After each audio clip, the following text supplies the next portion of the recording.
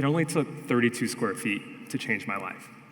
That's how big the plot of land was in my childhood backyard where I first learned about plants. I just graduated from college, and since I was going to be living at home rent-free, my mom wanted me to do something around the house. So she suggested I start a garden.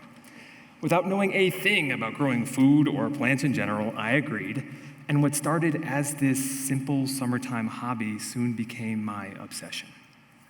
Each season, the garden grew more robust, with sugar snap peas, sweet potatoes, and sunflowers bursting forth from the earth like a jungle, and I took fierce pride in the life I was cultivating.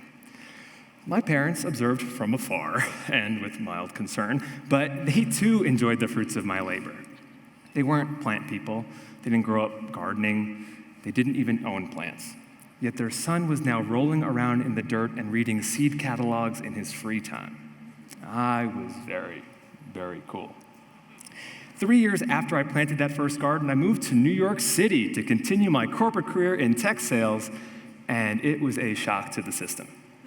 After spending a few weeks in my 600 square foot concrete box of an apartment, I realized that there was a garden-sized hole in my life.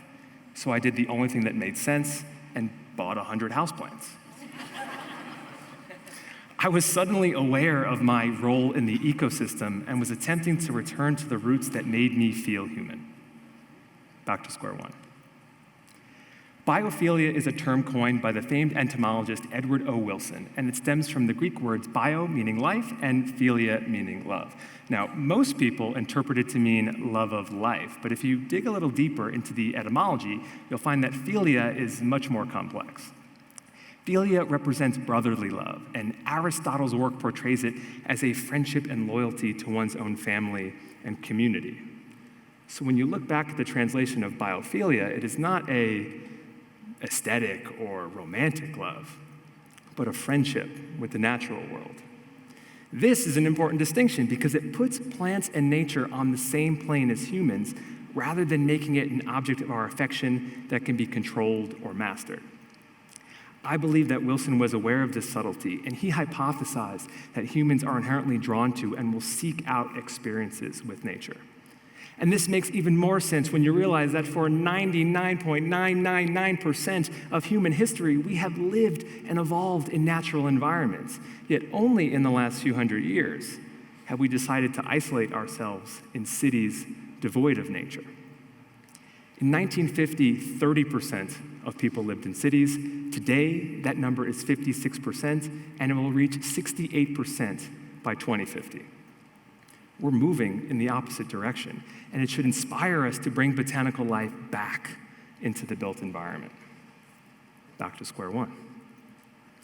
As part of my job, I oftentimes will take my clients plant shopping, and one of my favorite plant shopping experiences was with a famous fashion influencer in New York City. I show up to the shop, right? I'm dressed in my t-shirt and jeans, cool plant shoes, and she shows up dressed to the nines. She's got the outfit, she's got the makeup and the hair, and she even brought a professional photographer. But even so, she was like a kid in the candy store, bending down to inspect and examine every single leaf. We made our purchases and we loaded them into a taxi. And I get into the back seat and I look over, and there she is. She's cradling a plant in her arms, talking to it lovingly. And then she did something that I will never forget.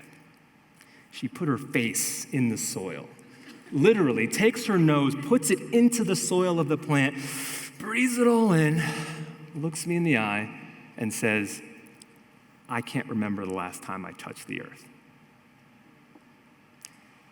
Here you had this beautiful woman living a luxurious lifestyle, seemingly fulfilled in every way, putting her face in the soil of a potted plant because she'd been deprived of nature for so long. It doesn't matter how many Instagram followers you have. It doesn't matter how much money you make. It does not matter how many things you have. We are still humans that need plants in our environment in order to live our best lives. And it should come as no surprise that the people who live the longest, happiest lives on this planet are not those living in cities, but the exact opposite. Listen, I'll be honest, I didn't really care about the environment before plants came into my life. I used a ton of single-use plastic and regrettably mocked the meatless Monday kids in my college dining hall, many of whom I would probably be friends with today. Environmental issues were simply out of sight and out of mind, and had I continued living a plantless life, I probably would have remained the same. But the plants changed all that, though, and I give them full credit for turning me into the thrift shopping, electric car driving, kitchen composting, vegan eating environmentalist I am today. Although the process didn't happen overnight, Mother Nature had planted a seed deep inside my mind, and an important question began to germinate. How could I care about the plants that I was growing, but not about the earth that was home to these beautiful beings? Plants were the stepping stones, the botanical bridge that guided me to this more environmentally enlightened state. And if it could happen to me, then why couldn't it happen to others? Therefore, it is my theory that if I can convince you to care about this small plant here, you are going to start caring about the big plant we all live on.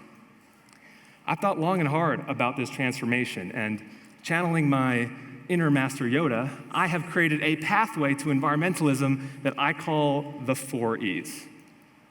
Experience in nature leads to excitement about nature. Excitement about nature leads to empathy for nature. And empathy for nature leads to efforts to protect nature. And listen, you don't have to go sell your gas car and grow 100% of your own food or move off the grid into the woods like Thoreau. Instead, just start with a plant. It's unrealistic to expect everyone to care about the environment when so many of us are disconnected from the very nature we are asked to protect, which is why this small plant can change everything. I may be advocating for the earth through its consumption, but I'm playing the long game here. We need to see plants, touch plants, experience plants in order to grow a desire to protect them. And even though there is no such thing as the perfect environmentalist, that doesn't mean we shouldn't do what we can. Our food, our clothes, our furniture, our transportation all impact the earth in some way. And every action, no matter how small, can make a difference. For us to save this planet, we need to go back to square one, to the basics of living with nature and learning to be better stewards of this earth. So if you remember anything from this talk, remember this: buy the plant, protect that plant, and always be growing. Thank you. Whew.